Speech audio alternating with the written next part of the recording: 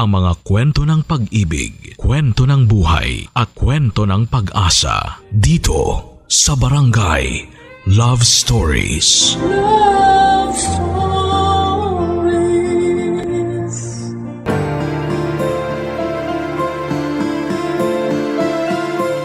Kapag para sa atin ang isang bagay ay ibinibigay yon ng kapalaran, ngunit kailangan pa rin natin itong lakipan ng pagpupursige at kasipagan. Ikaw kabarangay, anong bagay ang gusto mong makamit sa buhay? Dear Papa Dudut, mahalaga para sa isang tao ang magkaroon ng pangarap, pero mas importante yung merong isa o dalawang tao na naniniwala na matutupad natin ang pangarap na yon. Bilang Pilipino, kilala tayo sa pagbubuklod ng ating pamilya. Kaya nga inaasahan natin na ang unang suportang matatanggap natin ay magmumula sa ating tahanan at sa mga miyembro nito. Habang bata pa, hinuhubog ng mga magulang ang kanilang mga anak para magkaroon ng matibay na pundasyon na gagamitin nila sa pag-abot ng mga bagay na gusto nilang makamit.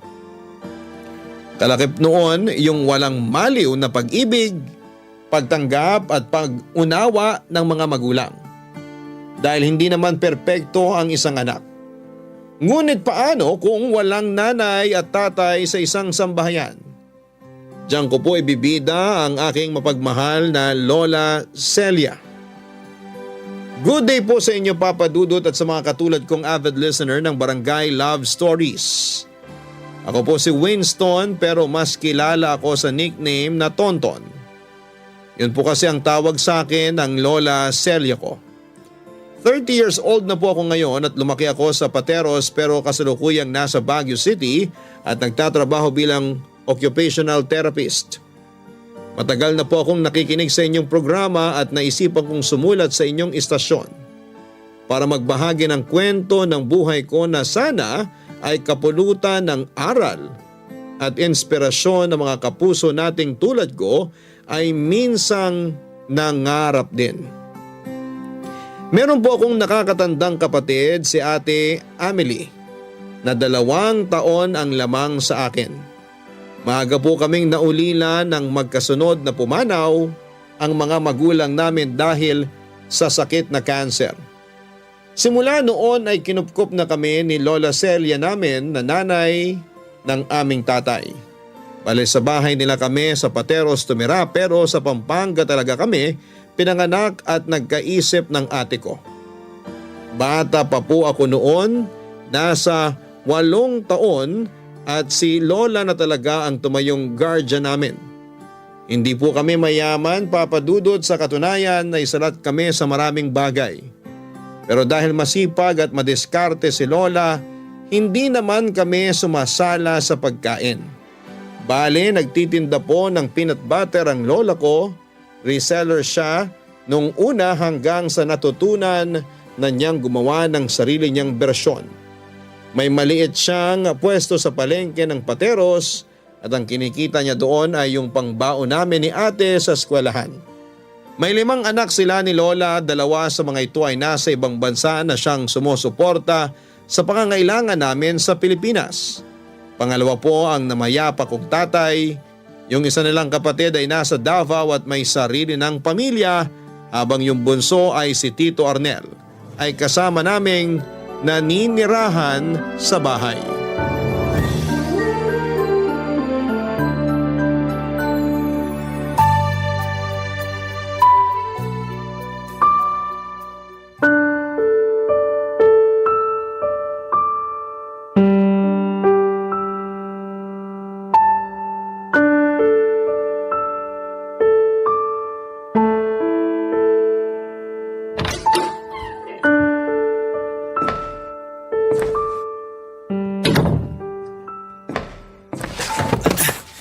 Aray ko, lintik namang sahig. Tito Arnel, tulungan ko na po kayong tumayo. Bitiwan mo nga ako. Di ko kailangan ng tulong mo. Ano bang ingay yan na kanina ko pa naririnig? Hay! Arnel, nak! Ano bang ginagawa mo dyan sa sahig? Tumayo ka nga dyan. Huwag mong halikan yung sahig. Eh sino hahalikan ko? Kayo? Aray! Loko kang bata ka, ha? Nay naman eh! Bakit ba kayo nang babatok? Tinatanong mo pa talaga, puro kabulastugan niyang sinasabi mo. Teka, amoy alak ka. Oo nga, amoy alak ka. Aray! Sumusobra na kayo, Nay, ha? Tito Arnel, wag niyo na pong patulan si Lola. Oh, edi sige, ikaw na lang. Tonton! Bakit mo tinulak yung pamangkin mo, Arnel? Masyado kasing pakialamero yung apo nyo. Kanina pa yan. Naalibad-bara na ako sa presensya niya. Ayos ka lang ba, Apo? May masakit ba sa'yo? Ay nuko, pag napilayan si Tonton, malilintikan ka talaga sa akin, Arnel. Sus! Para tinulak lang, akala mo naman binalian ko na ng buto. Totohanin ko na kaya? Balian ko na kaya yung pinakamamahal niyong apo? Subukan mo, si Raulo ka. Ano, Ton? Ayos ka lang ba? Hindi ka na sumagot dyan, Apo. Ayos lang po ako, La. Masakit lang po puwet ko. Ay, nako, kawawa naman ang apo ko. Halika, tumayo ka. Ang drama naman na maglolang to. Manahimik ka nga dyan, Arnel. Uuwi-uwi ka ritong laseng tapos aawayin mo pamangkin mo. Pasalamat ka, di ko to pinalaking basagulero. Kundi, napangahan ka na nito. Saka hindi rin naman kita pinalaking palaaway. Ewan ko ba kung kanino ka nagmana? Baka kay tatay. Huwag mo ngang dinadamay dito yung tatay nyo. Matagal nang patay yung tao. Para gino-joke ka lang, Nay. Di ka na mabiro. Hindi ako nakikipagbiruan sa'yo. Sumosobra ka na sa ugali mong yan. Akala mo kung sino kang siga na uuwi para manakit dito sa bahay natin? Hoy, wag mo ngandalin dito yung ugaling kanto mo. Iwanan mo dyan bago ka pumasok sa pinto. Pati si Tonton, sinaktan mo pa. Sus, palibhasa. Grabe kayo mag-alaga sa mga sampid niyong apo. Anong sampid na apo? Sinong sampid? Sino Tonton at Amelie? Sino pa nga ba? Meron pa bang saling ket-ket sa pamamahay na to bukod sa magkapatid na yan? Ano? Di ba sampid lang naman kayo rito ng ate mo? Tito, nasasaktan po ako. Ay, ang arte mo talaga. Di pa nga kita pinapangahan. Anong masakit dyan? Gusto mo pangahan na talaga kita? Para masaktan ka? Ano? Ano? Halika rito! Aray! Huwag mo Lintik na! sabing sasaktan si Tonton. Saka hindi sila sampid ng ate niya sa bahay natin dahil mga apo ko sila. Pamangkin mo sila, Arnel. Kadugo. Magpapamilya tayo kaya tigilan mo yung pagtawag-tawag sa kanila na sampid. Para kang walang pinag-aralan. Nakapagtapos ka pa naman ng kolehiyo tapos di mo ginagamit yung ulo mo. Basta. Kahit anong sabihin nyo, sampid pa rin tingin ko sa dalawang yan. Palibhasa, ulila na. Walang nagmamahal, kaya nakikisiksik dito sa bahay natin. Diyan na nga kayo maglola. Nasusukan na ako sa pagmumukha niyong dalawa. Tinanong mo ba kami kung natutuwa kami sa pagmumukha mo?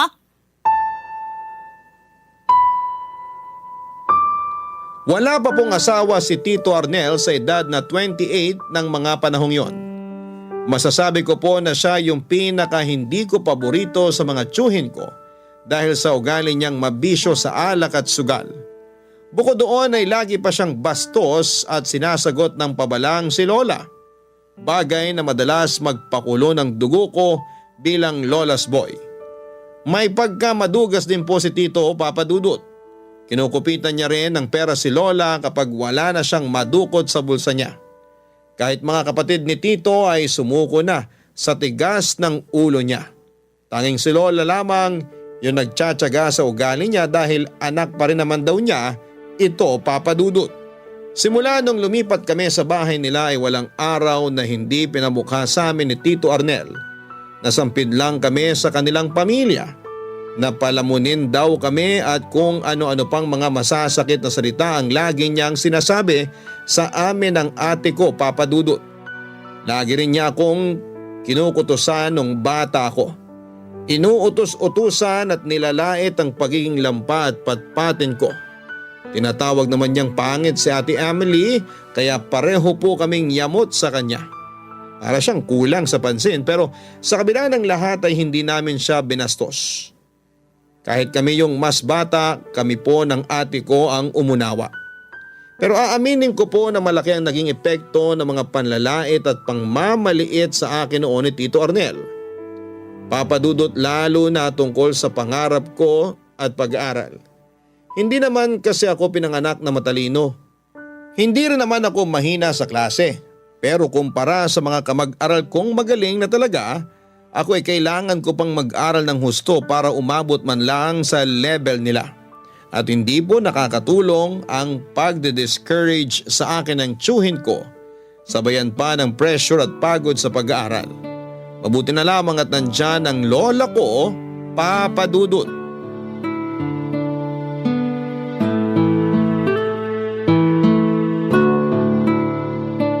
Tonton Apo, napansin ko na parang konti lang kinain mo kanina. Hindi mo ba gusto ulam natin? Gusto po, La. Paborito ko po yun. Garlic longganisa. Oh, bakit nga konti lang ang kinain mo?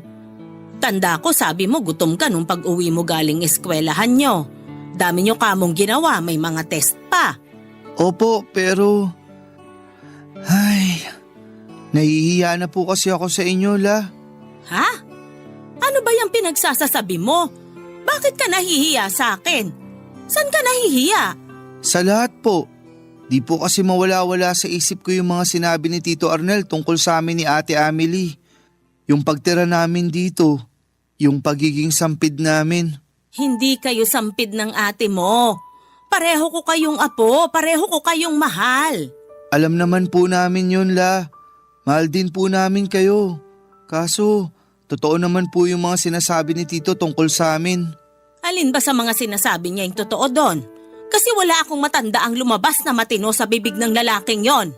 Yung nakikisiksik lang kami ni ate rito sa bahay nyo. Kung hindi siguro namatay sina mama at papa, wala kayong poproblemahin. Sino bang may sabing pinoproblema ko kayo? Si Arnel? Aba siya nga yung problema rito, hindi kayong magkapatid. Kaya hayaan mo na yon. Huwag kang makinig sa kanya kasi wala naman siyang naitutulong sa'yo. Pero naaapektuhan pa rin po ako. Lalo na kapag sinasabi niya na wala naman ako mararating. Nakalokohan lang yung pag-aaral ko kasi magiging katulad lang din daw niya ako. Alin? Yung tambay tapos basagulero? Abay gagaya ka pa niya sa kanya ang layo ng ugali niyo sa isa't isa. Hay, sandali nga. Huwag mong sabihin sa akin na naniniwala ka sa kanya, Apo. Sorry, La. Okay lang yon, hayaan mo na. Pero lagi mong isipin na magkaibang tao kayo ng tiyuhin mo. Ay, ginawa ko na naman ang lahat para patinuin siya. Pinagsabihan ko, pinag-aral, inalagaan, pero ewan, nasa talampakan yata ang utak ng anak kong yon. Kahit mga ate at kuya niya naiinis sa kanya. Di ko lang mapalayas kasi kawawa naman, baka matulog sa ilalim ng tulay. Ayun na nga, magkaibang tao kayo. Kaya gusto kong pagtuunan mo ng pansin yung pag-aaral mo. Magtapos ka ng kolehiyo para matupad mo yung pangarap mo. Sa palagay niyo, La, kaya ko? Kaya ko kayang makuha yung degree ko? Oo naman, nakikita ko yung pagsisikap mo kaya bakit mo naman natanong ang bagay na yan? Dami po kasing matatalino sa klase namin. Ako sakto lang. Kaya nga nag-aaral ako ng mabuti para di naman ako kulelat sa klase. Sinong may sabi na di ka matalino? Matalino kayo ng Ate Amelie mo. Kaya wag mong pagsasalitaan ng ganyan ng sarili mo. Oo, may mga pagkakataon na kailangan mong doblehin yung sikap at pagod sa pag-aaral. Pero lahat ng yon, magbubunga naman ang matamis na tagumpay kapag nakapagtapos na kayo. Ay, parang pagnenegosyo lang ang pag-aaral, Apo. Namumuhunan ka at hindi pare-pareho yung halaga ng pamumuhunan ng isang tao.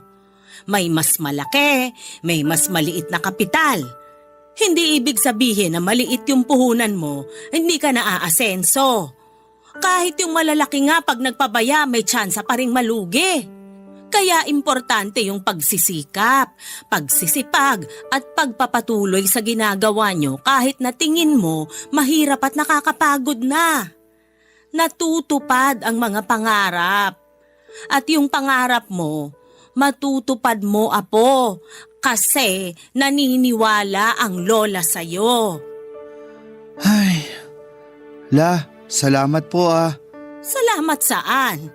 Sa lahat-lahat. Kasi kapag kayo na yung nagsalita, tagus-tagusan sa buto. Lakas ng impact. Impact ka dyan. Ay, basta, sa akin ka lang makikinig. Wag dun sa anak kong ewan ko na lang talaga kung kanino nagmana. Naiintindihan mo ba ako, Apo? Opo, La.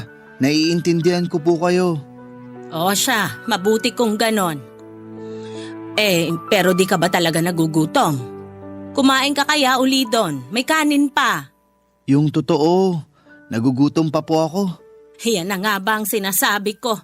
Tara sa kusina. Kwentuhan mo pa ako tungkol sa eskwelahan nyo. Malumanay magsalita. Unawain, mapagmahal at maganda po ang Lola Celia ko, Papa Dudut. Bukod doon ay malaki po ang tiwala niya sa amin na matutupad namin ni ate ang mga pangarap namin sa buhay. Siya po yung uri ng tao na walang masamang damo. Hindi siya mapagtanim ng galit, matyaga at madiskarte din siya. Gusto niyang manahin ko yung mga katangian niyang yon para kahit na anong pagsubok ang ibato ng buhay sa amin ay mapagtatagumpayan namin yon.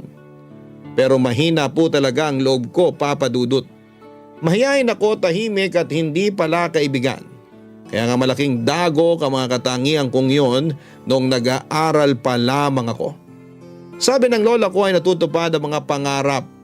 Kaya nga ginapang niya ang pag-aaral ko sa kolehiyo para matupad ko ang pagiging occupational therapist. Siyempre kinukumbinsa rin niya ang mga anak niyang may kakayahang tumulong na suportahan kami dahil sino-sino pa raw ba ang magtutulungan kundi ang pamilya rin naman. Kaya nga kahit mahirap ay nilaban ko po na makapagtapos ng may karangalan sa high school para makapasok sa universidad na pangarap kong pagtungtong ko sa kolehiyo.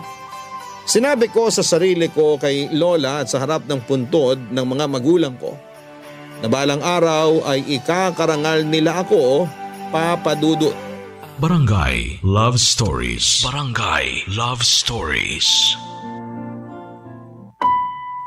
Hindi pa rin po naging madali ang buhay namin lalo na noong dumalang ang pagpapadala ng pera ng mga anak ni Lola na nasa abroad. Nagkaroon kasi sila ng financial problem tapos yung isa kong tito ay naaksidente pa sa pinagtatrabahuhan niyang pabrika at naputulan ng binte. Akala nga namin ay mawawala na siya sa amin, Papa Dudut. Pero buti na lamang at niligtas pa rin siya ng Diyos. Kaya lang ay kinailangan niyang bumalik sa Pilipinas dahil hindi na rin naman siya makakapagtrabaho. Yun po yung dahilan kung bakit naapektuhan ng husto yung pag-aaral ko. Hindi na po kasi nila kayang suportahan ang tuition fee ko. Kaya laging sinasabi sa akin ni Tito Arnel na tigilan ko na ang pangangarap ng gising na makapagtapos ng kolehiyo. Sa halip ay tumigil na lamang ako at magbanat ng buto. Pero sinabi ni Lola na siya na lang ang didiskarte, Papa Dudut, para makapagpatuloy kami ng ate ko sa pag-aaral. Mas sinipagan niya ang pagtitinda ng peanut butter sa maliit niyang pwesto at nagdagdag na rin siya ng ibang mga panindang palaman na nire-resell niya. Ako po ang katukatulong niya lalo na sa pagbubuhat ng mga binebenta namin. Pero kapag may klase ay hindi ko na po talaga siya naiintindi. Pero dahil mataas ang pangarap ni Lola para sa aming magkapatid, nagpatuloy po kami kahit sa pag-aaral. Kaya lang may isa na namang pagsubok ang dumating sa pamilya namin na hindi ko po talaga agad natanggap noong una.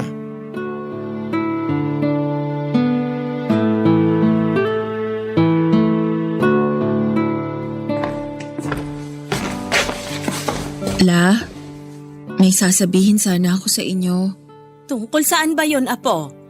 Natatakot naman ako sa'yo kasi parang ano yung sasabihin mo. Upo ka muna, dali. La, sorry po ha. Kasi ano? sorry din, Ton. Ate, sabihin mo na kasi. Kinakabahan na kami ni Lola.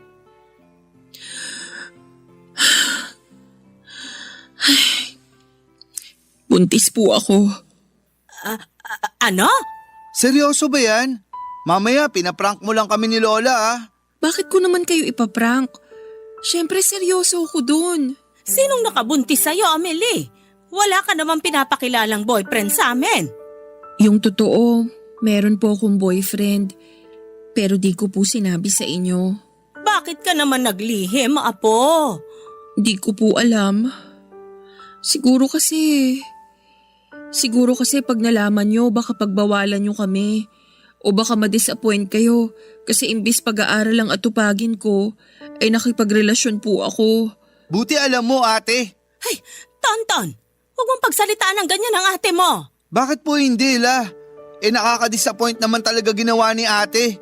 Usapan natin, magtatapos muna tayo sa pag-aaral bago tayo magkaanak.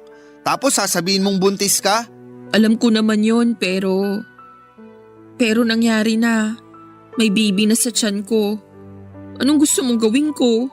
Ewan ko sa'yo. Bahala ka sa buhay mo. Sumusobra ka na. Huwag na nga kayong mag-away na dalawa. Si Tonton po pagsabihan nyo la. Akala mo kung sino ko makapagsalita eh. Parang di niya pamangkin yung nasa tiyan ko. Alam kong pamangking ko yung baby. Pero di mo kasi naiintindihan pinanggagalingan ko, ate. Palibasa ano? Sige, ituloy mo. Palibasa, sarili mo lang inisip mo. Tonton, huwag ka munang magsalita dyan. Hindi makakatulong yung mga sinasabi mo sa ate mo eh. Amelie, Apo, ano nang plano mo? Paano na yung pag-aaral mo niyan? Titigil na po ako la. Ha? At bakit? Ayoko na pong mag-aral. Napapagod na po ako. Sabi sa akin ng boyfriend ko, pwede akong tumira sa bahay nila. Aalagaan nila ako doon. Sigurado ka na ba dyan sa gusto mong mangyari? Gaano ka katsak na tatratuhin ka nila ng maayos? Sigurado po ako. Nakilala ko na po ang magulang niya. Mabait sila sa akin la. Kaya sana payagan niyo na po ako. Sinayang mo lang pagpapaaral sa'yo ni Lola. Nagpapakapagod siya para lang mapagtapos tayo tapos ganyan ka? Kaya nga titigil na lang ako para hindi na mapagod pa si Lola. Diba lagi sinasabi sa atin ni Tito Arnel na pabigat tayo, na palamunin tayo? O ayan, aalis na ako. Hindi naman kita pinapaalis, Apo. Hindi kayo pabigat ni Tonton. Pamilya tayo. Pero gusto ko na pong bumuo ng sarili kong pamilya la. Sana maintindihan niyo yon. Sorry Ton kung dismayado ka sa akin. Pero yun talaga ang gusto kong mangyari. Sana respeto mo na lang. Paano ko irerespeto yung isang sinungaling na gaya mo? Tonton, tumahimik ka na nga. Hindi na maganda ang lumalabas sa bibig mo, Apo. Hey, at ikaw, Amelie. Pag-isipan mo uli yung mga sinasabi mo. Mababaliw na ako sa inyo eh.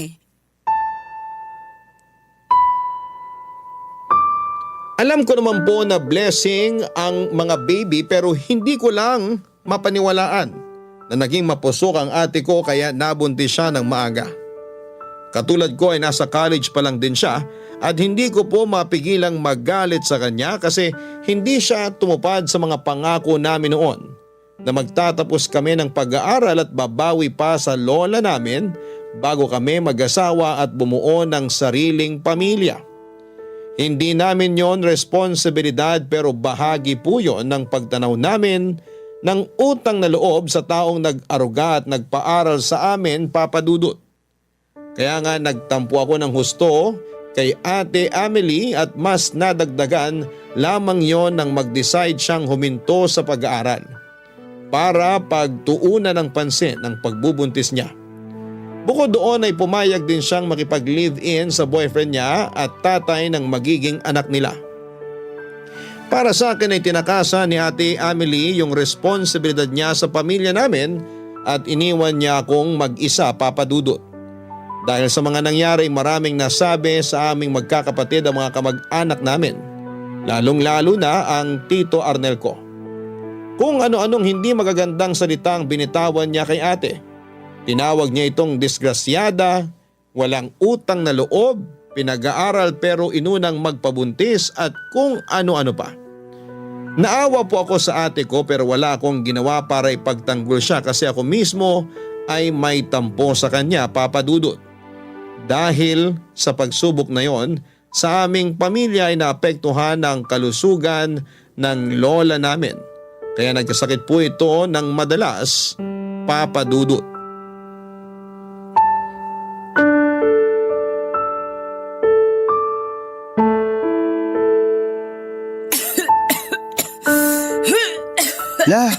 Mukhang hindi na po magandang ubo nyo ah. Sigurado ba kayo na ayaw nyo pang magpatingin sa doktor? Tubig po, La. Ayos lang ako, Apo. Inuman ko lang to ng halamang gamot. Mawawala rin to kinatagalan. La, uminom po muna kayo ng tubig. Salamat, Apo. Ayos na ako. Pero nag-aalala pa rin po ako. Huwag ka nang mag-alala. Natuyuan lang naman ako ng pawis kaya ako inubo. Tapos naulanan din ako nung isang araw. Bigla na lang kasing dumiliman langit tapos bumuhos yung ulan eh. Nung tanghali tirik na tirik ang araw. Nagmadali tuloy akong ayusin yung trapal ng tindahan ko kaso ayun, naanggihan ako ng ulan sa likod. Hindi po ba kayo nakapagpalit ng damit? Yun lang, hindi. Wala akong dalang damit pero nagpunas naman ako. La, alam niyo namang dapat nagpalit kayo ng damit, di ba? Kung wala kayong dala, sana bumili kayo. May mga ukaya naman sa gilid ng tindahan nyo para lang sana nakapagpalit kayo. Hindi ko na naisip yon kasi dinagsana ako ng mga parokyano ko. Naubos nga yung 50 pirasong botelya ng mga peanut butter, Apo. Sobrang saya ko. Naisip ko, biyaya yun ng ulan. Hindi po biyaya yun. Kasi pagkatapos nun, sumama na yung pakiramdam nyo. Hanggang ngayon, inuubo at sinisipon kayo. Aanin nyo pa yung malaking kita kung kalusugan nyo naman ang kapalit. Pasensya ka na, Apo. Gusto ko lang namang makabenta ng malaki para may pambayad tayo sa tuition mo sa susunod na semestre. Yun lang naman ang kabuhayan natin kaya kailangan kong pagtrabahuhan ng husto. La naman eh. Ay, may sasabihin po sana ako tungkol sa bagay na yan. Tungkol saan, Apo? Sa pag-aaral ko po. Plano ko na kasing huminto. Ha? At bakit mo naman naisip yan? Kasi hindi ko na po kaya na makita kayong nahihirapan. Tapos lagi pa kayong nagkakasakit. Naaawa na po ako sa inyo, La. Natural sa tao yung magkasakit. Gagaling din naman ako kinalaunan. Kaya bakit kailangan mong tumigil sa pag-aaral? Kayang-kaya pa naman kitang itaguyod. Pero matanda na po kayo.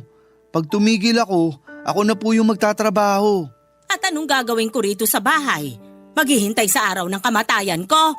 La, hindi po yun ganun. Kahit na anong sabihin mo, ganun na yon. Alam kong nag-aalala ka sa akin na matanda na ako. Pero maniwala ka naman sa akin pag sinabi kong kaya ko. Sa kailang taon na lang naman, makakapagtapos ka na ng kolehiyo, plano mo pang itigil.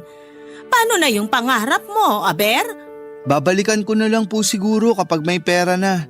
Kapag kaya ko na. Mahirap pagsabayan ang pagtatrabaho at pag-aaral. Kaya nga habang may pagkakataon na tapusin mo yung pag-aaral mo, gawin mo. Habang buhay magtatrabaho ang tao. Minsan ka lang mag-aral, kaya yun ang atupagin mo. Ay. La, saan po kayo pupunta? Matutulog na. La, wag na po kayong magalit sa akin. Hindi ako galit sa'yo. Naiinis lang. Ay, plano mo pang tularan yung ate mo na hindi nakapagtapos. Handa naman akong igapang yung pag-aaral nyo. Ay, nako. Ewan ko sa mga kabataang ito. Ay.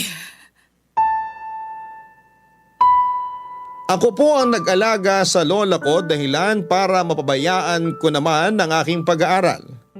Dahil sa nangyari, tuluyan na po akong huminto sa kolehiyo at pinagpatuloy ko na lamang ang pagtitinda ni lola sa palengke para meron kaming kita at panggasto sa araw-araw. Hindi po madali ang desisyong iwan ang aking pamilya para magtrabaho ngunit yun lamang po ang paraang naisip ko upang masuportahan ang aming pamilya. Praktikal na kung praktikal pero napilay po talaga ng husto ang pamilya namin lalo na sa usaping pinansyal. Tuluyan na rin kasing hindi nakapagpadala ang isang anak ni Lola na nasa abroad dahil nakapag-asawa na ito doon. Hindi na rin naman siya pinilit ni Lola na magpadala dahil sapat na raw yung mga tulong na binigay niya sa aming pamilya.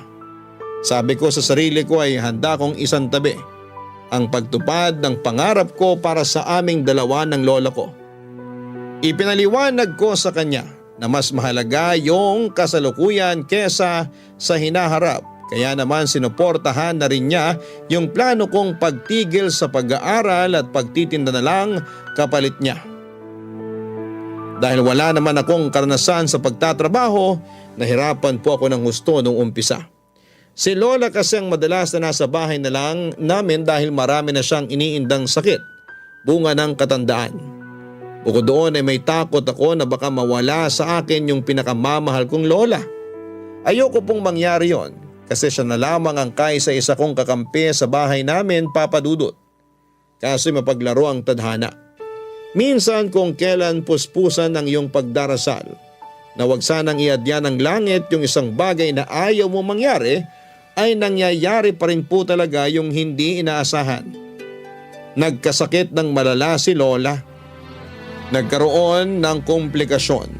Sa baga, dala ng lumala niyang pulmonya, dahilan para agawin siya sa akin ng kamatayan, Papa Dudut. Barangay Love Stories. Barangay Love Stories.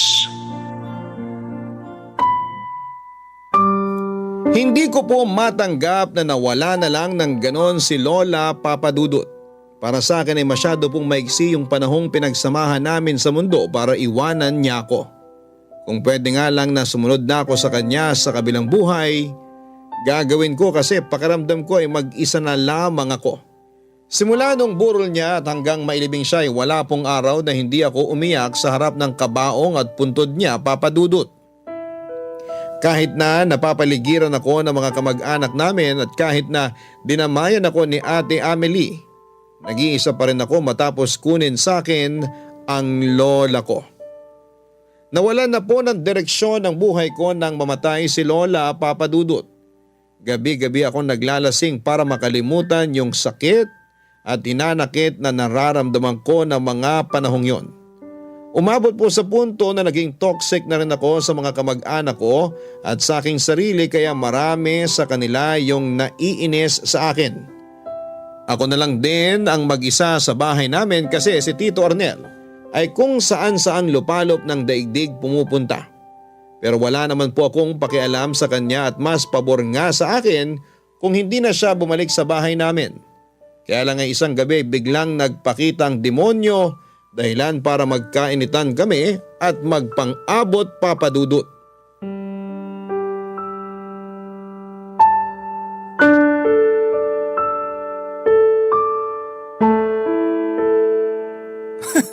Bakit ganyan itsura mo, Tonton? Daig mo pa yung nakahit-hit. Igaya mo pa ako sa'yo. Ano? Hindi ako humihit-hit para sa kaalaman mo. Talaga lang ha? Aba, marunong ka ng lumaban? Gusto mo suntukan na tayo? Wala na si nanay para umawat sa atin.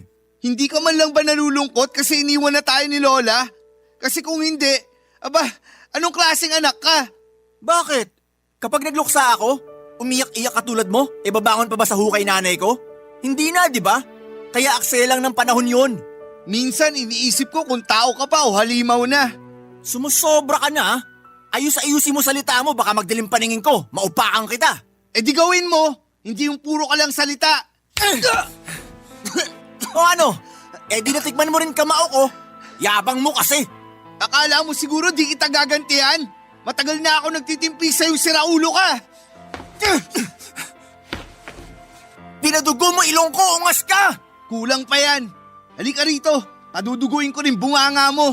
Kasi kahit kailan, wala namang magandang bagay yung lumabas dyan. Ah, ganon? Baka bunga mo paputukin ko. Ginagawa, hindi sinasabi. Wag na wag mo akong inaangasan. Ano? Bumaon ka dyan, siraulo ka. Ipakita mo yung tapang mo. Oh, bakit umiiyak ang baby? Akala ko ba matigas na kamao mo? Marunong ka nga manuntok, di ba? Ang sama mo, Tito Arnel. Napaka-demonyo mo. Matagal na akong demonyo. Kaya dapat kilalanin mo sinong binabangga mo. Halika rito! Halika rito! Bitiwan mo ako dito. Titigan mo mga mata ko, Tonton. Sa susunod, huwag mo kong angasan kung di mo naman kayang pangatawanan yung kayabangan mo. Baka nakakalimutan mo. Tito mo ko.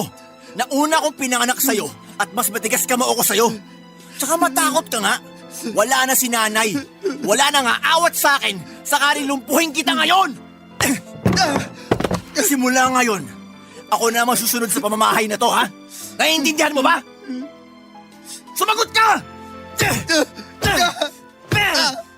Tama na po dito. Nasasaktan na po ako. Masasaktan ka talaga kasi akala mo kung sino ka. Buwisit ka lang naman sa buhay kung sampid ka! Buti na lang at dumating si Ate Amelie ng gabing yon, kundi baka napuruhan na ako at nalumpo ng tito kong walang sinasanto. Alam ko po na matanda na ako pero hindi ko pa rin napigilan ang sarili kong humagulhol ng iyak at magsumbong sa ate ko dahil sa sinapit ko, Papa Dudut. Umiyak din po si ate habang nakayakap sa akin at malaki rin kasi ang pagsisisi niya at pagkukulang bilang nakakatandang kapatid simula nang iniwan niya kami ni Lola dahil mas pinili niyang bumuo ng sariling pamilya. Kung tatanungin ninyo ako kung napatawad ko na ang ate ko ay opo, napatawad ko na siya. Ayoko namang magtanim ng sama ng loob sa kanya habang buhay dahil lang mas pinili niya ang kanyang anak na pamangkin ko rin naman. Saka hindi kami tinuruan ni Lola na maggalit ng matagal sa isa't isa. Lagi niyang sinasabi na ang magkapatid ay magkakampi kahit na ano ang mangyari. Gusto po ng ate ko na tumira ako kasama ng pamilya niya pero tinanggihan ko po yun. Ayoko pong makisiksik sa kanila dahil nahihiya po ako sa mister niya. Pero pinalayas po ako ni Tito Arnel sa bahay ni Lola. Kaya wala akong nagawa kundi ang tanggapin ang alok ni ate na tumuloy sa bahay nila pansamantala. Mabait naman ang asawa niya, Papa Dudut, at marami po siyang tinuro sa akin ng mga bagay na may kinalaman sa trabaho niya bilang salesman sa isang automotive shop. Isang gabi nagkaroon kami ng pagkakataon ni Ate Amelie na makapag-usap ng masinsinan at binalikan namin yung mga pangarap namin na lagi naming pinag-uusapan ng mga panahong nabubuhay pa si Lola, Papa Dudut.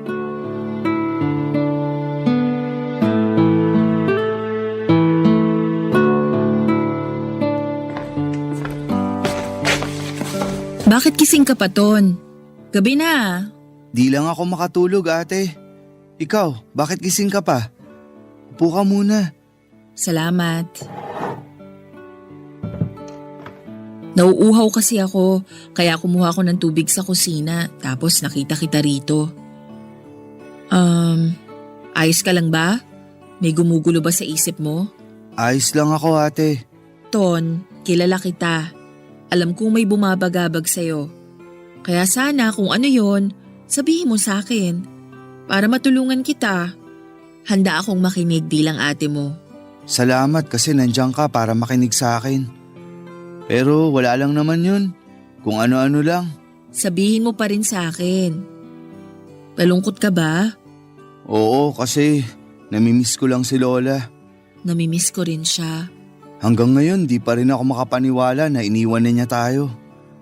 Walang araw at gabi na di ko siya inisip, ate. Natural lang yon kasi malapit ka sa kanya, Ton. Siya na yung tumayong magulang natin simula nang iwan tayo ni na mama at papa. Ako rin. Nalulungkot pag naaalala kong wala na rin si Lola. Lalo na wala ko sa tabi niya noong mga panahong may sakit siya. Sana naalagaan ko man lang siya. Lagi kanyang hinahanap sa akin noon, ate. Namimiss ka ni Lola.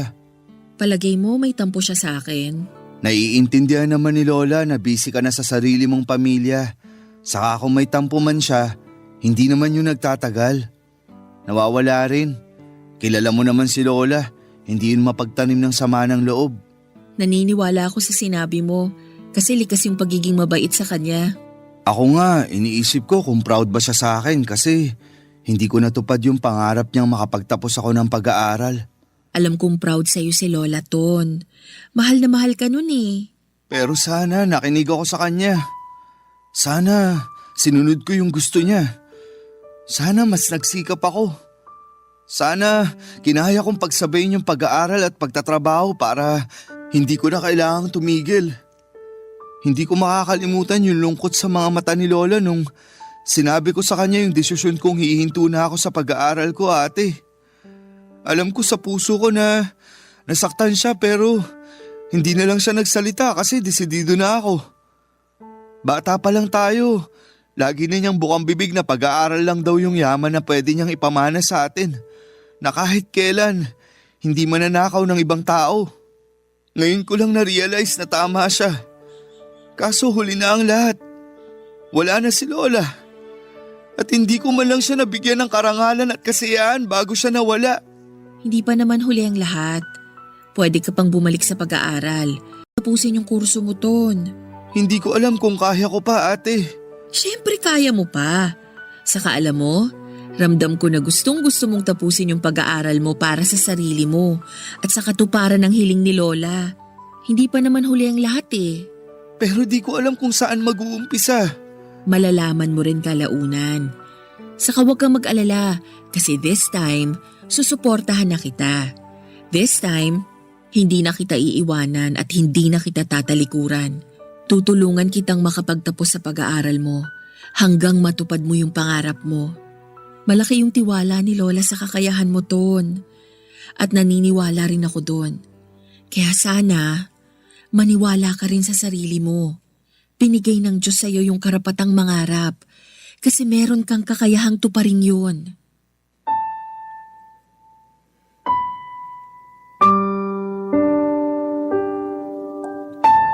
Tama si Ate Amelie, Papa Dudut.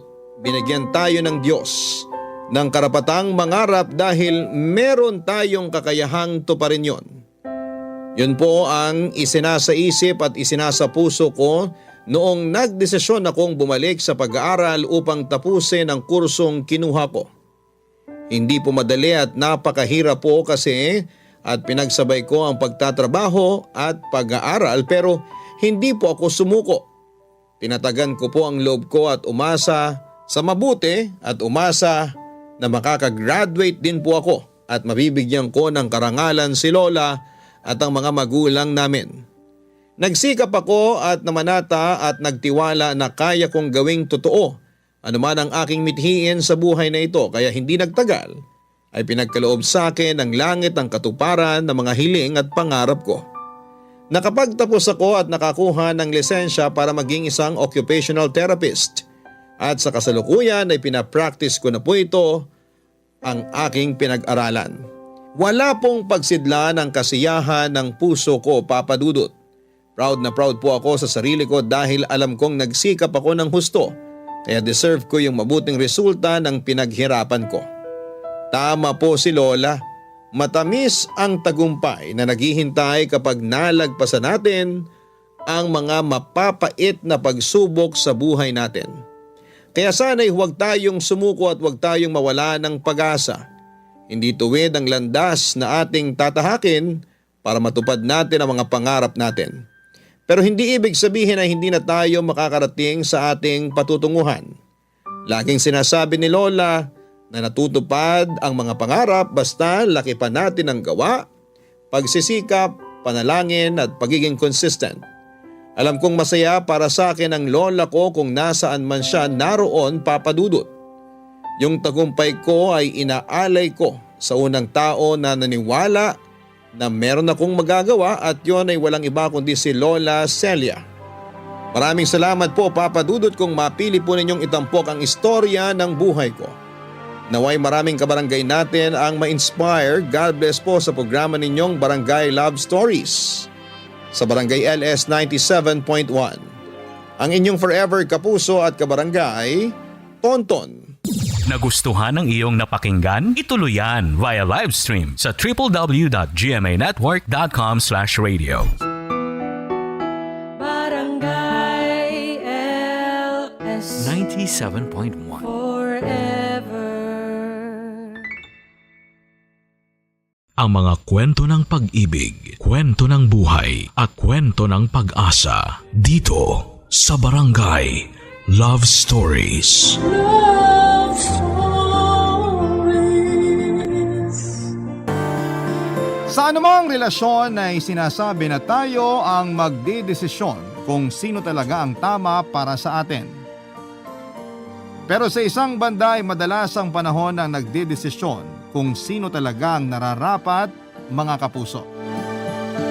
Ikaw, nangyari ba sa'yo ang may dumating nang hindi mo hinanap at siya pala ang tama? Dear Papa Dudut, magandang araw po sa iyo. Ako po si Lex, 29 years old, may trabaho. Ang akin pong kwento ay nangyari 10 taon na ang nakakalipas.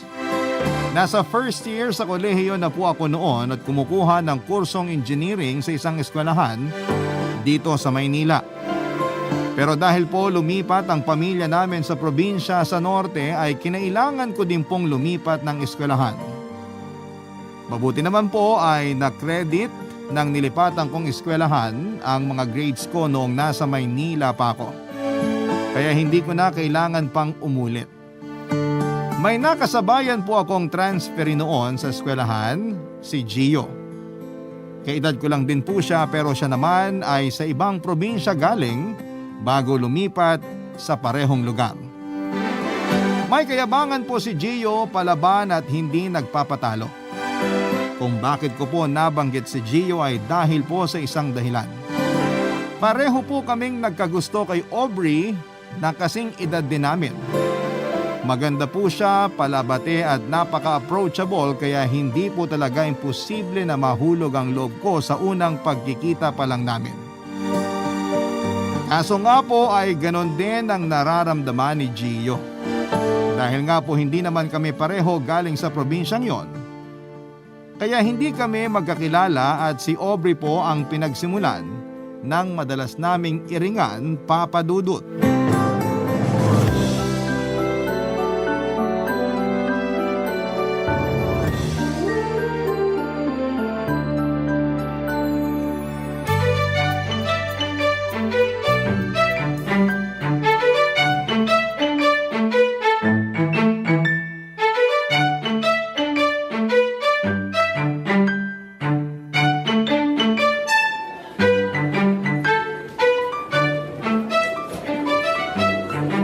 Hello, Aubrey.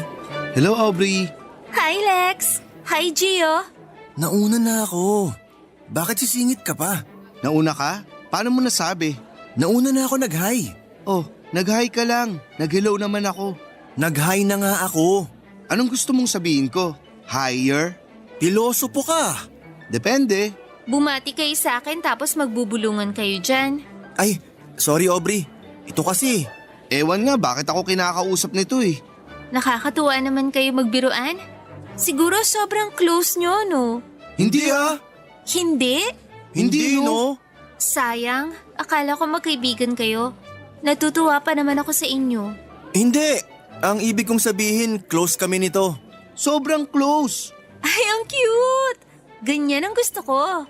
Aubrey, kuto ka ba? Ha? Bakit? Kasi lagi kang nasa ulo ko eh.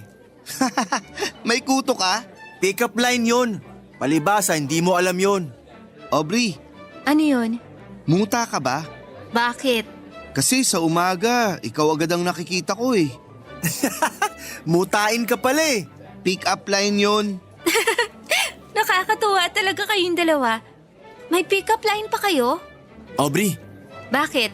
hindi ka ba naiingayan? Ha? Saan? Sa tibok ng puso ko. Kasi nandito ka eh. Ang cute no, nakakatuwa. Aubrey, Yes? sana anino ka na lang. Bakit? Para lagi kitang kasama. Nakakatuwa din yan. Eh paano pag wala ng liwanag? Eh di hindi mo na siya kasama. Aray! Nag-aaway ba kayo? Hindi, yung siko niya kasi dumikit sa sikmura ko. Akala ko nag-aaway kayo eh. May pick-up lines pa kayo? Teka, isip pa ako. Wala nang maisip. Oh, eh di ko mauna kung may naisip ka na. O ano? Mamaya na. Wala ka din palang maisip eh. Okay lang kung wala na, no pressure. Kwento na lang kayo tungkol sa sarili nyo. Salutatorian ako nung high school. Ako, valedictorian. Weh, Totoo. Punta ka sa amin. Ingungud-ngud kita sa medal ko. isa lang ang medal mo. Ako 3. Salutatorian, Young Scientist, at Inventor of the Year. Pauso ka. Anong inimbento mo? Device siya na nagdi-detect ng tanga. Hindi ko na dinala kasi baka sumabog pag may na-detect dito.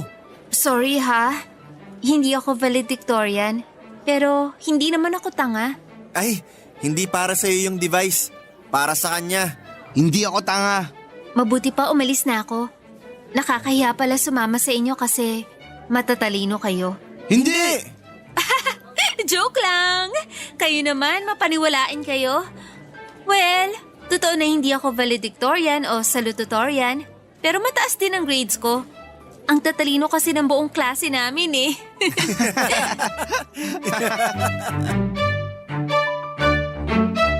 Papadudot kahit ganon kabait sa amin si Aubrey ay halata ko pa din na mas magaan ang loob niya kay Gio. Ewan nga po parang mas may appeal kay Aubrey yung mayabang. Pero kahit po ganoon ay hindi ako nang hihina ang loob para pumorma pa din kay Aubrey. Kasi malay ko naman po na baka kaya ganon si Aubrey kay Gio ay parang kapatid ang feelings niya para dito. Pero syempre pinalalakas ko lang po ang loob ko kaya iyon ang iniisip ko. Kaya sa lahat-lahat ng ginagawa namin ay para kaming nagpapaligsahan kapag kaharap na si Aubrey. Mula sa pick-up lines, jokes, achievements, pati sa sports, Papadudot, alam mo naman kung gaano ka pisikal na sport ang basketball, kaya si Gio po ay masyadong pinangahawakan ng pagiging pisikal. Konting kilos ay nauuna agad ang siko niya. Minsan nga ay naiisip ko na baka nasa siko ang utak ni Gio. Kasi ang bilis mag-isip eh. Alam agad kung paanong mananakit.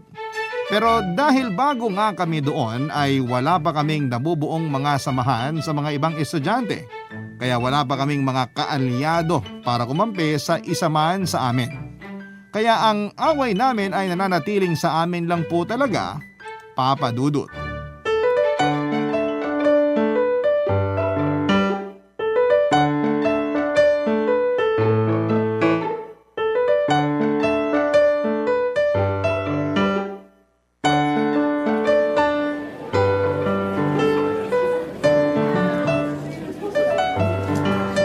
Oh, bakit ka nandito? Natural, dito ako nag-aaral. Ang laki ng eskwelahan. Bakit dito ka pa pupunta? Bakit ba? Bawal ba dito? Meeting place namin ni Aubrey to. Meeting place? Anong nakakatawa? Yung ilusyon mo parang nagsasebo na sa utak mo. Hindi nyo to meeting place. Tambayan to ni Aubrey at hindi ka kasama dun. O bakit? Ikaw, kasama ka? Natural, may understanding na kami. Understanding in Tagalog ay pagkakaintindihan. Paano magiging understanding kung hindi mo naiintindihan na hindi ka niya gusto? Wow! So ikaw ang gusto niya? Ayoko na lang magsalita. Wag talaga, kasi lolokohin mo lang ang sarili mo. Napakayabang mo. Kasi may pagyayabang ako. Sa itsura na lang oh. Kung wala akong itsura, hindi ako magiging consistent escort ng eskwelahan namin nung high school. Naging junior at senior prom king din ako. Lahat ng Santa Cruzan, Flores de Mayo at kung ano-ano pang pwedeng kunin akong escort, kinukuha ako. Walang palya. Kaya pala mukhang pagod ka. Mas mukha ka kayang pagod. Natural. Subsub ako sa pag-aaral eh. Ah, sa pag-aaral ka ba na subsob? Kala ko sa ano eh. Saan? Never mind. Hindi kami nakikipagtalo sa hindi namin ka-level. Wow! Ano naman kayang level yan? Wag na, kasi hindi mo naman kayang abutin. Paano ko aabutin ang nasa ilalim ko? Alam mo, namimilit ka na rin lang eh. Sige, ipagyayabang ko na para mapahiya ka. Ah, hindi ka pa pala nagyayabang? Natural, hindi. Nakakatakot ah. Talagang dapat kang matakot. Sige na, magyabang ka na. Una, hindi kita ka-level kasi mayaman kami. Hindi ko iyayabang ang yaman namin. 10 hektaryang lupain. Dito pa lang sa lugar natin ah. Iba pa yung mga nasa ibang lugar. Mas malawak ang lupain namin. Hindi ko na lang sasabihin kung ano ang eksaktong sukat. Baka malula ka. Sasabihin ko na lang na 11 hektarya. Nakakalula na yon. Yung bahay namin nakita mo na ba? Baka akalain mo nasa Disneyland ka. Baka kung makita mo ang bahay namin, akalain mo nasa Inglaterra ka. Inglaterra? Baka sinasabi mo lang yan kasi Inggetera ka. Hindi ko papatulan yung cheap joke mo. Kasi talo ka na. Anong talo? mas malalaki ang pag-aari namin. Yung kotseng sumusundo sa akin, nakita mo? Inggit ka, no? Sinusundo ka? Oo. Wala kang sariling kotse? Bakit ikaw? May sarili kang kotse? Meron. Oh, sorry ka. Wala ka naman sariling driver. Dahil gusto ko ako mag-drive. Sorry, sa iba ka na mag-apply. May driver na kami. Sira ulo ka. Hindi ako nag-a-apply. Malay ko ba? Asyumero ka kasi. Ina-assume mo na may gusto sa'yo si Aubrey. Iba yung ina-assume sa sure na. Kita mo na? Feel-am ka pa. Hindi ako feel-am. Feel-am ka. Feelingerong ambisyoso. Inggit ka lang. So tanggap mo na feel-am ka. Hindi, pero tanggap ko na naiinggit ka sa itsura, talino at yaman ko. Uy, huwag mo masyadong sabihin yan. Bakit? Baka mamaya paniwalaan mo na totoo ang sinasabi mo. I will not stoop down to your level. Hindi talaga. Kung yung level ko, above you. Ano bang gusto mo, away? Oo sana kaso, nakakatamad. Oh, anong gusto mo? Magkasundo tayo Na? na may the best man win. Sige, payag ako. Kanya-kanya tayo. Walang siraan. Deal! So, sino ang unang dadalaw kay Aubrey? Bato ba topic? Bato, pick. Paano ba yan? Una ako. Walang problema. Basta yung pinag-usapan ha. Papa Dudut, kahit ayaw ko ay napilitan akong makipag-deal para hindi na lamang kami laging nag-iiringan. Kasi para lang kaming tanga dahil ayaw naman naming mag-away ng pisikal kasi ayaw naming parehong magkaroon ng bad record sa eskwelahan. Dinadaan niya na lamang sa basketball ang pamimisikal. Kaso hindi ako makaganti kasi magaling talaga siya. Hindi naman siya magaling mag-basketball pero ang husay niyang maniko. Kaya nagkasundo na nga lang po kami sa pangakong magiging parehas. Walang siraan pero syempre po ay duda ako sa kanya na tutupad siya sa usapan. Ang nakakainis pa po Papa Dudut ay bato-bato pick na nga, talo pa ako. Kaya siya tuloy ang unang dadalaw kay Aubrey, natatakot po ako na maungusan niya. Alam ko naman pong malakas ang laban ko pero paano po kung gamitan niya ako ng mga ninja moves? Siyempre po masisiraan ako ng pasimple. Pasensya ka na po sa akin Papa Dudut. Hindi naman po ako insecure pero mahirap na po kasi. Sinabi ko sa sarili ko na kahit Papa Dudut na isang beses lang mag-stalk ako ay gagawin ko. Sa unang pagpunta ni Gio kila Aubrey ay gusto kong malaman kung ano ang pag-uusapan nila. Kaya naman gumawa po ako ng paraan para malaman ang mga detalye ng gagawin niyang panliligaw. Barangay Love Stories. Barangay Love Stories. Papa Dudut, masyado ata akong paranoid. Kasi mula nung matapos ang usapan namin ni Gio, parang palagi kong tinitingnan ang mga kilos niya. Baka kasi mabasa ko at least alam kong i-counterpart. Kada pagpaplano ni Gio ay nagpaplano din po ako. Nagpaplano ako kung paano ko maririnig ang usapan nila ni Aubrey. Kaya nung araw na dadalaw si Gio kay Aubrey ay lihim ko siyang sinundan. Pinagmamasdan at pinag-aaralan ko ang bawat kilos niya. Hanggang sa makarating siya sa bahay nila Aubrey at kitang-kita ko noong nag-doorbell siya at mas kitang-kita ko noong si Aubrey mismo ang nagbukas ng gate at pinapasok siya.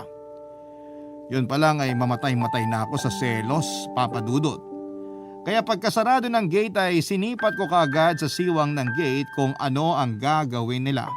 Kung saan sila pupunta at nakita kong doon lang sila naupo sa isang maliit na kubo sa loob ng bakuran nila Aubrey.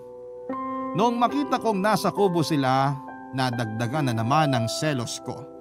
Kaya gumawa ako ng paraan noon. Malayo sila sa gate, doon sa pinapwestuhan nila ay masyadong makapalang pader kaya hindi ko sila madidinig. Tiningnan ko at aakyatin ko sana ang pader kasi masyado namang mataas.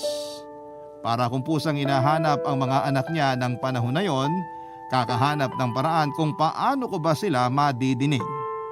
Laking pasasalamat at may kalumaan ng pader nila Aubrey kasi may isang bitak sa malapit sa pwesto nila at may siwang po ito. Pilit kong itinapat ang tenga ko sa siwang at mas pinilit kong makinig.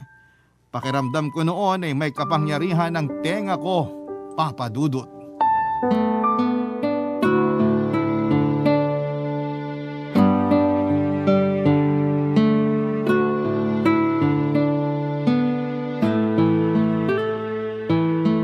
Bro, pasok ka muna. Nagbibihis pa si Apple eh. Nasaan misis mo? Nandun, nagpaiwan sa sasakyan. Mainit daw kaya doon na lang siya maghihintay. Sige, sige. Pasensya na, hindi ko namalayan ang oras kanina eh. Nakaidlip kasi ako.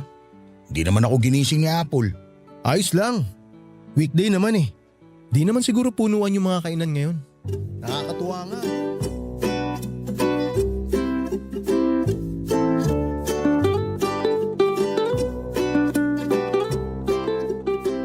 Hi Aubrey! Oh, nag-hi ka na sa akin sa gate ah. Siyempre, iba yung dalawa na lang tayo. Dalawa lang naman tayo kanina pa. I mean yung nakaupo na tayo. O sige na nga. Hello, Gio. Hi again Aubrey. Paulit-ulit? Kinakabahan kasi ako eh. Saan? Baka kasi may mga nakamasid sa atin. Sino naman? Hindi naman ganun sina mama at papa. Hindi naman sila. Naku, hindi chismo sa mga kapitbahay namin no. Hindi din sila. Sino ba? Hindi ko alam. Parang pakiramdam ko kasi may nakikinig sa atin eh. Kung ganyan ang pakiramdam mo siguro, balik ka na lang uli. Ay hindi, wala naman akong ibig sabihin. Eto pala, bulaklak. Wow, Rose! Ang ganda no? Oo, parang yun no. Yung mga tanim namin. Ay, may mga rose pala kayo. Oo, iba-iba pa ang kulay. Eto na lang, chocolate. Naku, hindi ako masyadong mahilig sa matamis. Ha? Hindi matamis yan. Maasim? Hindi. Maalat? Hindi. Ibig kong sabihin, matamis yan pero hindi masyadong matamis. Ikaw naman, binibiro lang kita. Akala ko totoo. Ang alin? Ha? Na ayaw mo ng matamis? Naku, gusto ko kaya yung sweet. Sweet naman ako ah. Ikaw talaga? Aubrey, Oh, kumusta ka? kinakabahan ka ba? Ha? Medyo. Huwag kang kabahan. Maging totoo ka lang. Kasi may nakita ako matching chart. Matching chart? Oo, para malaman ko yung compatibility natin. Naku, huwag kang maniwala sa mga chart na yan. Hayaan mo na ako. Gusto ko siyang subukan eh. Baka mali-mali lang ang maging resulta nun. Natatakot ka ba? Hindi ah. So, willing ka? Oo. Hindi naman ako takot sa ganyan. Okay, sige. Simulan natin. Kung halimbawa, umakyat ako sa puno ng saging, susundan mo ba ako? Siyempre naman. Bakit? Kasi baka kumapano ka. Yun nga lang ako lang ang aakyat, delikado na. Aakyat ka pa? Puno ng saging yun ah. Ah, saging ba? Hindi ko narinig eh. Okay lang. Ito na ang next question. Kung nasa madilim na lugar ako, halimbawa sa loob ng bahay namin, anong gagawin mo? Kahit gaano pa kadilim yan. Papasukin ko ang bahay nyo at aalalayan kita hanggang sa makalabas tayo sa maliwanag. Talaga? Oo naman. Bakit hindi mo nalang binuksan yung ilaw? May kuryente ba? Hindi mo naman sinabi. Dapat tinanong mo muna ako. Oo nga. Aubrey, pwede wag na lang natin patulan yung chart na yan? Sige na nga. Si Lex may kayabangan no? Ha? Bakit mo naman nasabi yan? Tsaka bakit tayo napunta dyan? Wala lang. Gusto ko lang sabihin kasi baka lukohin ka niya eh. Hindi naman siguro. Teka, 3 questions lang pala tong matching charts. May isa pang tanong. Saka na lang natin sagutin yan. May aasikasuhin pa pala ako. Kailangan ko nang umalis. Ay, ganun ba? O, sige. Pero okay na siguro ang 2 questions. Sabihan na lang kita sa resulta. Papa Dudut, kitang-kita ko ang takot at kaba ni Gio dahil lang sa mga tanong para sa compatibility. Nakita ko ang kahinaan niya doon. Pinilit ko talagang madinig ang lahat. Masakit sa tenga yung kumisiski sa semento pero tiniis ko yon. Noong nagpaalam siya ay saka ko tinanggal ang tenga ko sa siwang at sinilip sila. Kitang-kita ko ang mukha niya. Mukha siyang takot dahil sa mga sinagot niya. Inunahan kasi ng yabang. Ayun, kung ano-ano tuloy ang isinasagot. Hindi ko na namalayan na nakalabas na pala sa gate ang dalawa at huling-huli niya ako na nagkukumahog sa pagsilip sa siwang ng pader. Nagulat ako at halatang halata ako pero dinaan ko sa acting. Sinabi niya na nag-i-spy daw ako. Siyempre po ay nag-deny ako. Sabi ko ay napadaan lang ako. Alam kong hindi siya naniniwala kasi alam ko naman na tulad ko ay wala din siyang tiwala sa akin, Papa Dudut. Kahit mahina ang usapan namin ay nagkakainitan na naman kami ni Gio. Mag-aaway na sana kami nang may magsalita sa katabing bahay nila Aubrey. Nagtatanong kung may tao daw ba doon. Yumuko kaming dalawa ni Gio at hindi na nagsalita pa. Ayaw naming malaman ni Aubrey na nandun kaming dalawa at baka isipin niya na may kung ano kaming plano. Nagtanong uli ang kapitbahay kung may tao sa likod ng bahay nila. Sobra ang tahimik namin ni Gio. Walang nagsalita o kumikilos. Ilang sandali ay nagbuhos ng tubig na pinaglabhan ng kapitbahay nila Aubrey. Kaya pala nagtatanong kung may tao sa likod ng bahay nila ay para makasigurado siyang walang mababasa pagkabuhos niya. Kaya ayon, umuwi kaming basang-basa. Ang konsuelo na lamang sa akin ay hindi lang ako ang nabasa kundi dalawa kami ni Gio, Papa Dudut.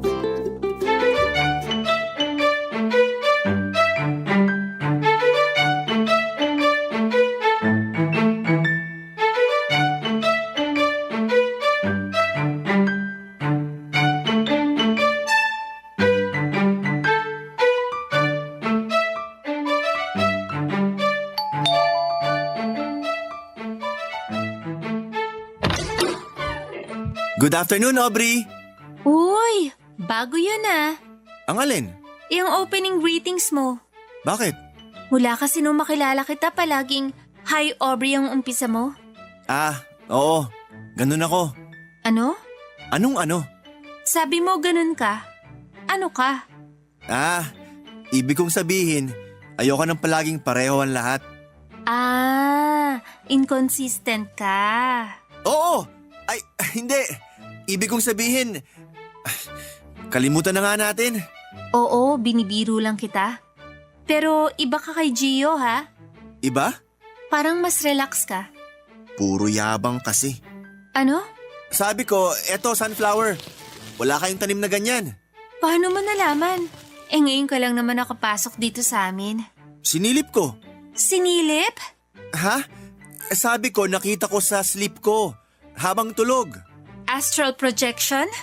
Oo. Okay. So, okay ka din sa mga compatibility question? Pinaghandaan ko yan. Pinaghandaan? I mean, may dala akong pasta. Handa ko yan. Birthday mo? Hindi, parang taste test. Kung masarap siya para sa'yo, yan ang handa ko. Ang galing mo. Saan? Magpalusot. Anong ibig mong sabihin? Wala. Tara, simulan natin ang mga question. Sige. Kung aakit ako sa puno, susunod ka ba? Siyempre hindi. Kasi puno ng saging yun eh. Puno ng saging? Wala naman akong sinabing puno ng saging ah. Inassume ko lang. Alam mo na ba itong mga question? Hindi. Ngayon ko nga lang nadinig yan eh. Okay. O sige. Ang next question ay, anong gagawin mo kung nasa madilim na lugar ako sa gubat? Bubuksan ko ang ilaw. Ano? Hindi naman brownout, di ba? So may kuryente. Sa gubat? Gubat? Oo, nasa gubat ako. Ay sorry, hindi ko nadinig. Inassume mo kasi. Hindi ah. Okay. Itong third question na nga lang. Wag na kaya natin pag-usapan yan. Ay nako, yan din ang sinabi ni Gio. Pero hindi ka naman nagmamadali kaya tatanungin ko sa'yo. May pupuntahan pa talaga ako. Wala pa tayo na pag-uusapan eh. Madami na. So, hindi ka rin interesado sa buhay ko? Interesado syempre. Yung question lang sa compatibility ang wala akong interes. Sus, sabi mo naniniwala ka sa astral projection. Tapos ayaw mo ng compatibility question? Hindi naman. O sige, wag na lang. Hindi, sige, itanong mo na. Wag na lang. Sige na, okay lang. Ano yon? Kung hinahabol ka ng leon, tapos sa kanan may ilog, pwede kang lumangoy para makaligtas.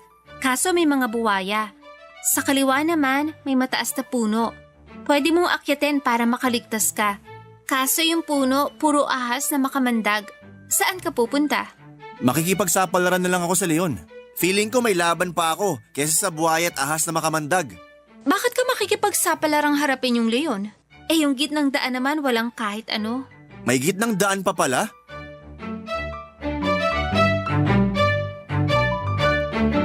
Pahiyang-pahiya ako, Papa Dudut. Nauna ata yung yabang ko o nauna yung pandaraya ko kaya mali-mali ang mga naisagot ko.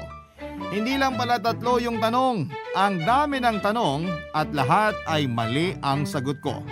Parang wala kaming compatibility ni Aubrey, Papa Dudut. Pero sabi niya naman na hindi sa tama o maling sagot malalaman kung compatible kami o hindi. Kaya lumakas muli ang loob ko. Pero syempre deep inside ay pahiya talaga ako. Ayaw ko lang ipahalata. Yun na lang ang lamang ko kay Gio. Kasi siya pahiyang pahiya at tinakbuhan pa niya yung tanong. Ako naman ay hinarap ko hanggang sa makapagpaalam na ako. Tapos paglabas ko ay nandun naman si Gio sa eksaktong lugar na pwenestuhan ko noong nahuli niya ako. Doon sa may siwang na pader. Ibig sabihin ay nakikinig siya sa usapan namin ni Aubrey, Papa Dudut. Inunahan ko siya ng galit, Papa Dudut. Pinagsabihan ko siya kung bakit siya nakikinig. Kaso, ibinalik niya sa akin. Dahil nahuli niya din naman ako na nakikinig sa kanila. Galit siya na sinabing dinig na dinig niya daw na sinisiraan ko siya. Kaya naman ibinalik ko sa kanya ang bintang niya. Na nadinig ko din naman na sinisiraan niya ako. Gumanti lang ako. Nag-elevate na naman ang sagutan namin, papunta na naman kami sa away nang biglang magsalita na naman ang kapitbahay nila Aubrey. Nagtanong kung may tao daw ba sa likod. Dahil ayaw na naming mabasa ay mabilis kaming sumagot ng meron po. Kasi biglang nagalit yung kapitbahay nila na bakit daw kami nandoon sa ganong oras. Magnanakaw daw kami.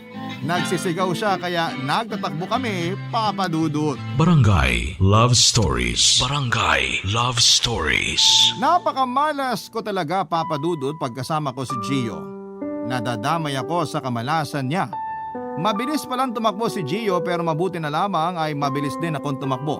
Kundi maiiwan niya ako at baka ako lang ang makita ng kapitbahay nila Aubrey. Kinabukasan po ay Sabado, wala kaming pasok kaya siguradong nasa bahay si Aubrey.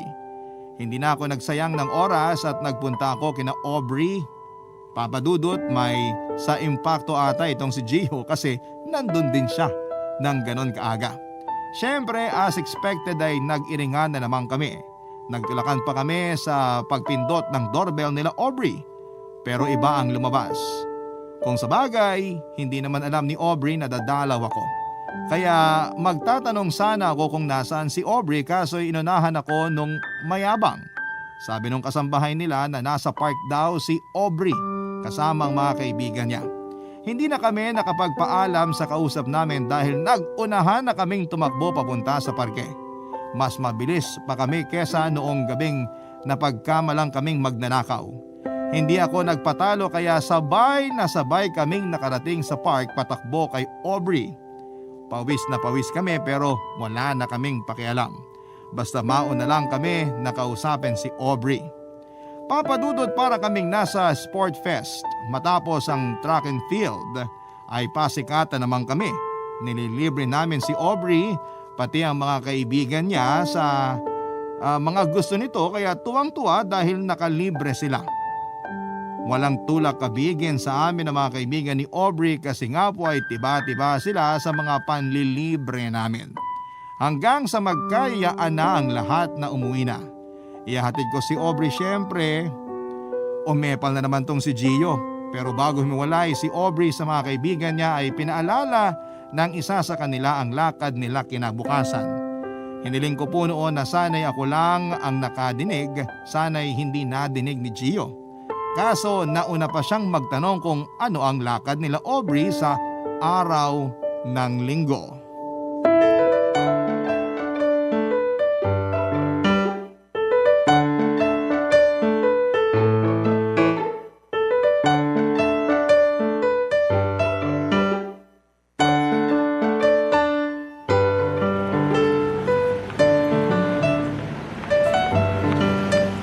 Saan kayo pupunta bukas? Bakit ba nakikialam ka? Ikaw ba kausap ko? Kasi pakialamero ka eh. Oh, pag-aawayin niyo ba yan? Ako ayoko ng away. Ayaw mo? Eh ang lakas mo nga maniko sa basketball eh. Anong kinalaman ng basketball dito? Wala. Pero yung paniniko mo ang pinagsisimula ng away. Kailan ako napaaway sa paniniko ko? Kasi ako lagi ang sinisiko mo. Inaway ba kita? Natural hindi. Kasi ikaw ang nakasakit. Tama na nga yan. Pasensya ka na dyan ha. Spokesperson ba kita? Ano ba? Iiwan ko kayo. Oh, tumigil ka na kasi. Lakas mo magturo ah. Ay nako, dyan na nga kayo. Sandali. Hindi na kami mag-aaway. Oh, magyakapan kayo. Ha? Ayaw nyo? Actually okay naman kami. No need para magyakapan. Pwes aalis na ako. Magyayakapan na. Go! Aray ko, manda ka mamaya. Ikaw nga ang malakas ang hampas eh. Ano, okay na kayo? Okay na kami. Good. Tara na. Hindi mo pa nasasagot yung tanong ko. Actually, tanong ko yon. Inunahan lang niya ako. Bakit pati tanong ko aangkinin mo? Ay nako! Hindi na, sige na. Tanong niya na yon. Tanong lang pag-aawayan pa? Anong sagot? Wala yon. May pupunta lang kami. Saan? Diyan lang. Nakasanayan na kasi namin na magkita-kita kapag Sabado sa park. At pag linggo, saan naman kayo nagkikita-kita? Diyan lang. Saan? Bakit ba interesado kayo? Sasama ako. Teka sandali. Sino nag-imbita sa inyo? Ha? Ayan kasi. Anong ayan kasi? Ikaw din sinabi mo sasama ka. Sino nag-invite? Sorry, nabigla lang ako. Ako din. Bakit ka ba nanggagaya? Bakit? Ikaw lang ba ang pwede mabigla? Naku, ayan na naman. O siya, sasabihin ko na. Tuwing linggo, nagpupunta kami sa ilog para maligo at mag-picnic. Sama ako. Ano? I mean, pwede bang sumama? Ako din. Bakit sasama ka? Wala ka bang ibang lakad? Eh di ikaw gumawa ng ibang lakad. Basta ako sasama. Tama na. Sige na, sumama na kayong dalawa. Ang kukulit nyo. Okay na sana, kaso may kasamang bangus. Kaya ng hito ang tubig sa ilog? Kung mag-aaway kayo, wag na kayong sumama. Okay kami. Good. Sa amin magkikita-kita alas 5 ng umaga. Okay? Tara na. Kinabukasan, Papa Dudut, ay hindi naman ako excited kasi nauna po ako sa mga kaibigan ni Aubrey na makarating sa kanila. Kaso may mas excited pa pala sa akin. Nandun na si Gio, nakaupo sa harapan ng gate nila Aubrey. Ewan nga, doon na ata natulog yung mayabang na yon. Gaya ng inaasahan ay nag-iringan na naman kami. Lalo na dalawa lamang kami. Kaya pagalingan na naman kaming mang-asar. Ang catch ay pareho kaming pikon. Ayun, naabutan na naman kami ni Aubrey na nag-aaway saktong pagbukas niya ng gate. Sinabihan na naman kami na hindi isasama kapag nag-away pa. Para kami mga bata na bati na uli kaagad. Parating na daw ang jeep na inarkila. Nagyabang kaagad si Gio na bakit nag-arkila pa. May coaster naman daw sila. Sobrang inis ko. Kaya kahit na wala kami ay sinabi ko na may bus kami. Sabi ni Aubrey na mas gusto raw niya ang jeep para mas ramdam niya ang biyahe papuntang ilog. Kaya nanahimik na lamang kami. Kasi hindi naman pareho na kayang kontrahin namin itong si Aubrey. Dumating ang jeep at nagdatingan na din ang mga kaibigan ni Aubrey. Bumiyahe agad kami papunta sa ilog. Papa Dudut, walang ni isa sa amin ni Gio ang nakatabi si Aubrey kasi doon niya kami pinaupo pareho sa harapan katabi ng driver. Nakarating kami ng matiwasay sa ilog. Kumain ng breakfast na baon nilang pagkain. Saka ako nagaya na maglakad kami ni Aubrey kaso'y naunahan na pala ako ni Gio na magsabi kay Aubrey.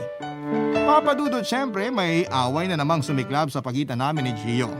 Sa inis ni Aubrey ay sinabihan niya kami na wala siyang sasamahan kahit na sino sa amin.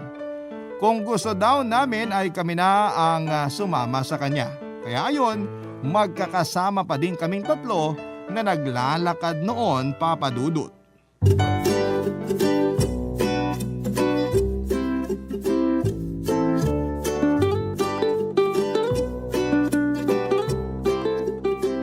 Wala akong away na matidinig ah.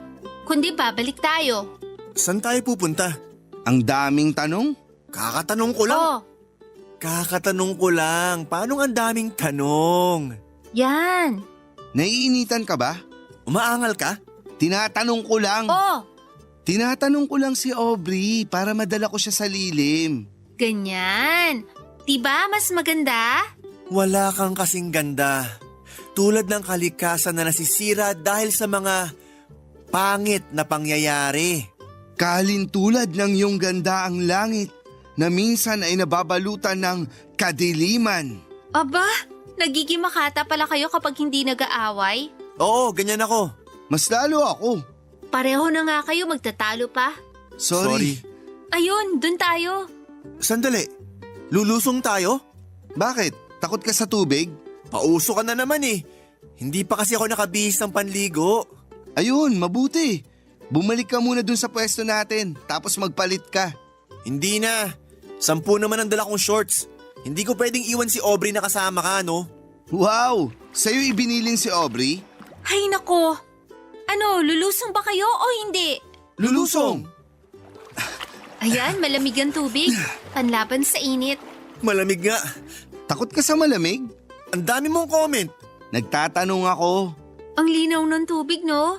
At saka ang payapa. Ay, mababaw lang pala to. Takot ka sa malalim? Ang daldal mo. Wala ka namang sinagot sa tanong ko eh. Bakit ako sasagot sa tanong mo? Teacher ka ba? Yun na yun? Yun na ang panlaban mo? Final na. Shh! Umupo na lang tayo. Dito tayo magkwentuhan. Pero pwede ba yung maayos na kwentuhan? Walang kontrahan, walang barahan? Ito kasi. Kasasabi lang mag-usap ng maayos, naninisi ka na naman. Okay. So dahil hindi pa kayo nagkukwento tungkol sa sarili nyo, ano pa ang hindi ko alam sa inyo? Mahilig ako sa mangga. Hinog o hilaw? Hilaw. Pero okay lang din naman ang hinog. Talaga? Ako rin eh. Tapos may bagoong yung manggang hilaw. Alamang? Oo. Huwag kayong mag-alala. May dalang mangga at bagoong si Rosie. Mamayang tanghalian kainin natin. Naglalaway na ako. Huy, wag dito. Baka umalo sa ilog ang laway mo. Diba mas masaya? Pero inasara na naman ako ng hambog na to eh. Masambog ka. Gaya-gaya ka pa ng gustong prutas. Iba ka talaga, ano? Ako una nagsabi na paborito ko ang mangga. Sabi mo hinog. Bingi ka pala eh. Ano? O, kita mo na? Sira ulo ka. Naku, wala na akong panahon sa inyong dalawa. O sige, mag-away na kayo hanggang gusto nyo. Nakakapagod manaway. Babalik na nga ako.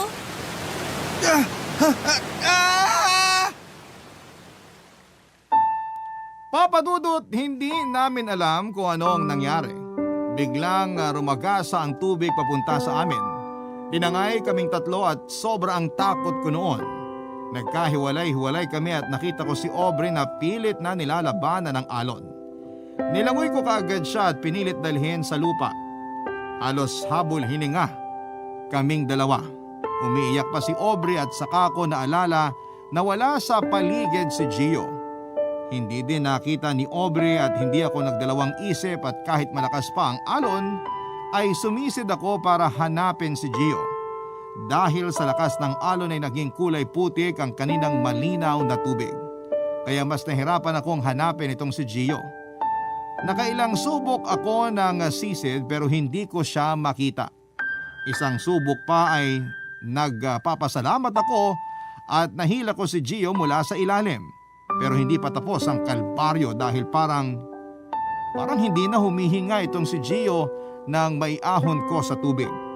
Mabuti na lamang at marunong ako ng CPR. Ilang sandali ay natauhan si Gio, nakaligtas siya sa muntik ng kamatayan. Dumating ang mga kaibigan ni Aubrey at tinulungan kami dahil hinang-hina kami sa mga nangyari. Nakita pala nila ang pagragasa ng tubig papunta kung nasaan kami, kaya nagmadali silang puntahan kami. Ayaw naming maalala ang araw na yon. Sa isang taon ang lumipas ay nanatili kaming magkaibigan ni Aubrey. Opo, Papadudot, naging magkaibigan lang kami. Hindi po ako ang nagustuhan niya. Kami naman ni Gio ay naging matalik na magkaibigan. Nagtatalo pa din minsan pero sobra ang naging pagkakaibigan namin. Lalo na si Gio na sobra-sobra din ang pasasalamat sa akin. Pero si Gio at Aubrey ay naging magkaibigan lang din. Tulad ko ay hindi din nagkatuluyan sina Aubrey at Gio. Pero mas lumalim pa ang pagkakaibigan naming tatlo matapos ang sakuna. Ayaw naming maalala ang mga nangyari sa ilog pero masasabi ko na dahil sa ilog ay naging sobrang pagmamahal at proteksyon namin sa isa't isa. 10 taon na din ang lumipas. Ang una pong nakapag-asawa sa aming tatlo ay si Aubrey. May anak din sila at kahit sobrang close naming tatlo ay walang selos na nagaganap sa asawa ni Aubrey. Kami naman ni Gio ay pareho ng may girlfriend at nagbabalak na ring magpakasal. Pinag-uusapan namin ang pagkakaroon ng double wedding, Papa Dudut. Maraming salamat po sa pagbasa ng aking kwento sa Barangay Love Stories. More power sa programa ninyo sa Barangay LS 97.1. Ang inyong forever kapuso at ka-barangay, Lex. Nagustuhan ng iyong napakinggan? Ituloy yan via live stream sa www.gmanetwork.com/radio. Barangay LS 97.1 forever.